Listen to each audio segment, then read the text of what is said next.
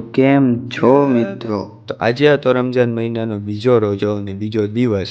આપણે ઉઠી ગયા હતા સરગી કરવા માટે અને કંઈક આવી રીતના અમારો સામાન હતો સરગીનો આજનો. જોઈ શકો છો, નાસ્તો હતો, ફ્રૂટ્સ હતા. સરગી કરીને અમે સીધા પડવા બેઠી ગયા હતા. નમાજ પડી, સૌરભ વિચારે આરામ કરી નાખીએ તો પછી આરામ કર્યો. આરામ કરીને પછી વહેલા ઉઠીને નાહી ધોઈ ફ્રેશ થઈને નીકળી ગયા હતા કોલેજ જવા માટે. તો અમે નીકળી ગયા સીધા કોલેજ માટે, જોઈ શકો છો. તો પછી આપણે કોલેજેથી આવીને સીધા મળી કોલેજેથી આવી ગયા, વહેલા છૂટી ગયા હતા કે શુક્રવાર હતો તો મેં ભાઈબંધને કીધું હાલો જુમ્માની નમાજ તો પડી આવી. પછી અમે નીકળી ગયા હતા સીધા જુમ્માની નમાજ પઢવા માટે. તમે જોઈ શકો છો, હું ને મારો ભાઈબંધ બે જણા નમાજ પઢવા ગયા. આપ સબને મારા તરફથી અને મારા ભાઈબંધ તરફથી જુમ્મા મુબારક. માશાઅલ્લાહ, મસ્જિદમાં એ જુમ્માનો દિવસ હતો એટલે માશાઅલ્લાહ પબ્લિક હતી. નમાજ પડીને અમે બધા ભાઈબંધ નીકળી ગયા ઘર બાજુ. મળીએ ઇફતારીના ટાઈમે.